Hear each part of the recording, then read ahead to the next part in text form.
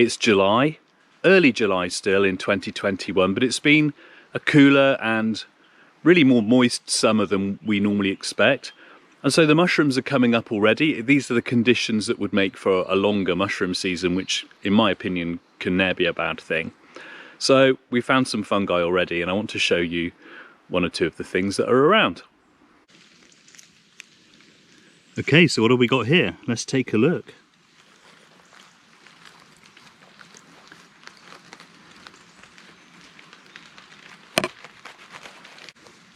The stem of this mushroom is reddish, but it's not made up of a reticulum pattern, a fishing net pattern, like you will see making up the coloration of the stem on a lot of the boletes, because this is a bolete.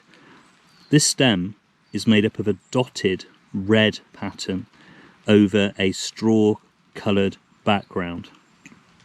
And in addition to this rather kind of reddish chestnut brown cap, underneath you'll see that the pores are actually red.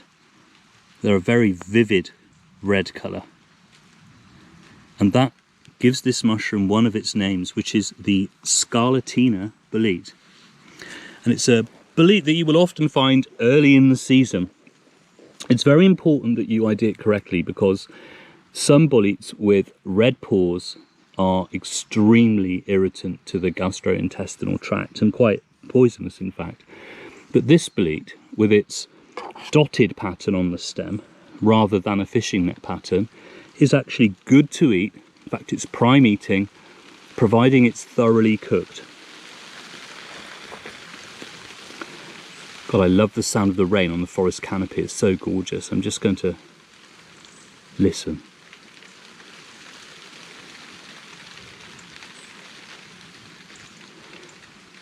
And one of the ID features of this bolete, which is not uncommon among boletes, but it's particularly dramatic in this bolete, is the colour change reaction when you cut through the stem.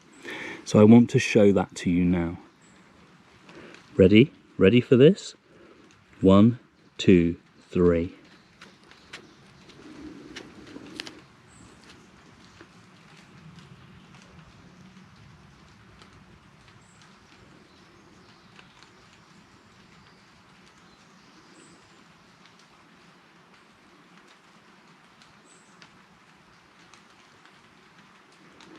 As you can see, it's gone from a bright yellow colour through to a lovely greeny blue. It's getting darker and darker, and it will, over the course of the next minute or so, eventually be almost black. Okay, so it's a very rapid and dramatic colour change reaction, and we can repeat that. I've got the other piece in my hand here. If I slice it for you now, you should be able to see it happen all over again just by skimming the surface off. Here we go.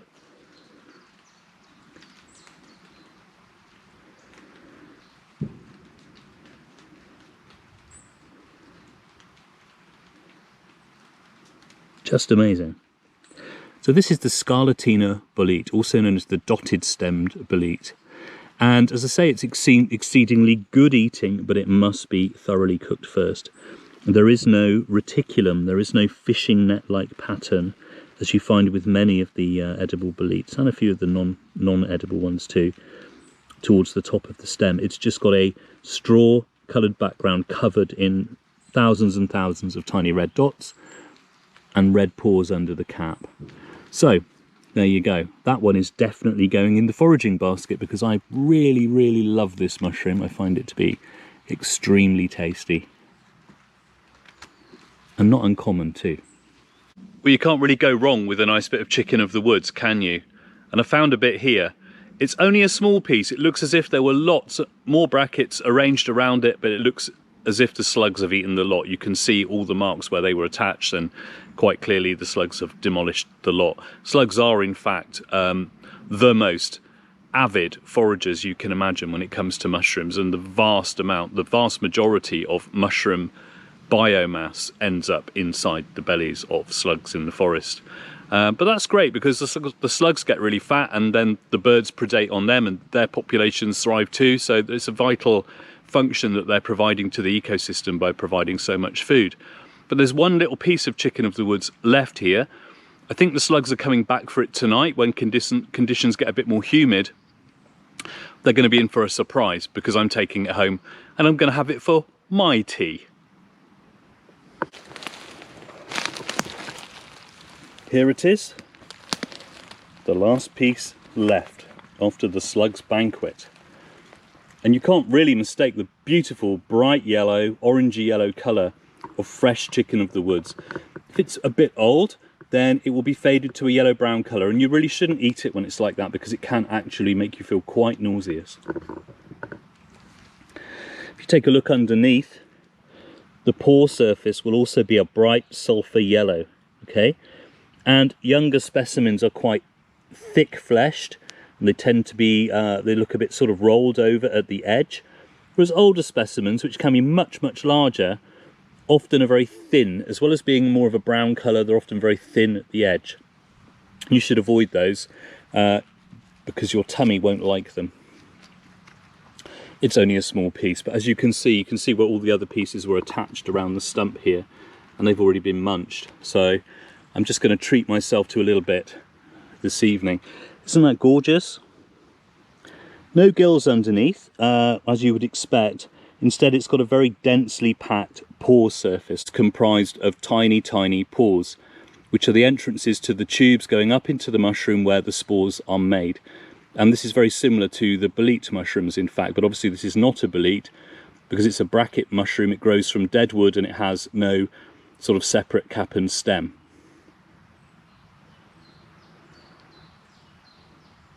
Often there's a slight zonation, a slight zoned appearance to the cap, quite marked in this case.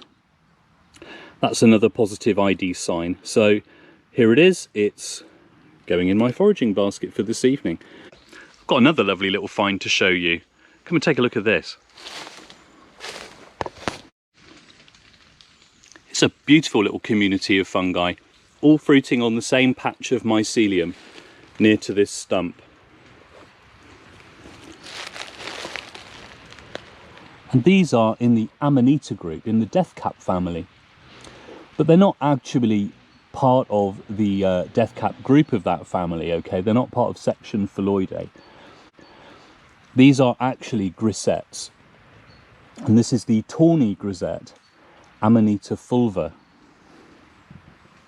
So I'm just going to do a quick run through of the features of Amanita with you, and then we can have a look at what differentiates this from the more dangerous mushrooms in section Phalloidae. Like Amanitas in general, these mushrooms do originate when they begin to fruit as a little egg-shaped arrangement, completely surrounded by a membrane known as the universal veil. But they very, very soon burst through that veil.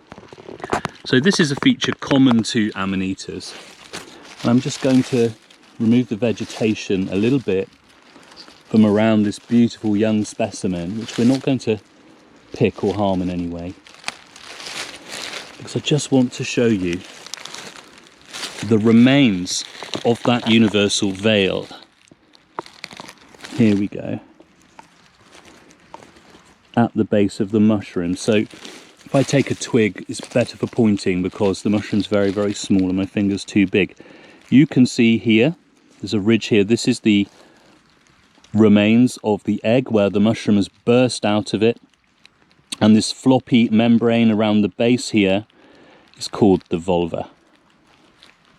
Okay, unlike some members of the Amanita tribe, this one does not have any little specks of the white universal veil left attached to the cap. So it doesn't have any sort of white, warty or patchy features. And typically with most of the grisettes, they don't have that feature. Another great difference between the grisettes and the majority of the other Amanitas is that the stem lacks any kind of a ring. There is no annulus on the stem. So the partial veil that protects the gills normally inside an Amanita button, and as the mushroom breaks open falls down around the stem to become the ring, is absent. But like other Amanitas, the gills are white, and you may be able to see from this that they're also free of the stem. So once again, I'll grab a little twig and point for you. I'm actually laying on the ground here in the beech litter, so forgive me if things are a bit wobbly. It's not the easiest thing to do. And you can see I can pop the end of this stick right up inside here. The gills don't actually join the stem, they just hang down underneath the cap. There's also a slug there munching away, which I'm not going to knock off. But the gills are free of the stem. And we have the vulva at the base of the stem. Here it is. You can see the vulva quite clearly that the mushroom burst out of, just like on the little button mushroom we looked at a minute ago. But there is no ring, no annulus on the stem. So if this was in the section that the death cap belongs to, section Phalloidae, this would also have a ring on the stem. And if this was in the Muscaria group that contains the panther cap and the fly agaric in the UK, again, this would have a ring on the stem. A feature that the grisettes possess that the other amanitas lack is this grooved cap margin. Can you all see the ridges around the margin of the cap? The slight umbo in the middle is normal for grisettes, which tend to be quite sort of conical, almost capped mushrooms before they open out. But the grooved cap margin is very much a grisette feature, particularly when there is an absence of a ring on the stem. So the features of Amanita to run through are the vulva at the base of the stem, the white gills that are free of the stem, and usually a ring on the stem. But in the case of the grisette group within the genus Amanita, the ring is lacking and there are instead some grooves around the edge of the cap. And that's how you nail it down to being one of the grisettes and not one of the other Amanitas. Now, grisettes are actually pretty good eating. Certainly the common grisette and also the tawny grisette that we've just seen are quite good eating. But we haven't seen many mushrooms out here today, and I haven't got the heart to take them home. And if you're a beginner at hunting for edible mushrooms, I suggest you avoid the grisettes altogether.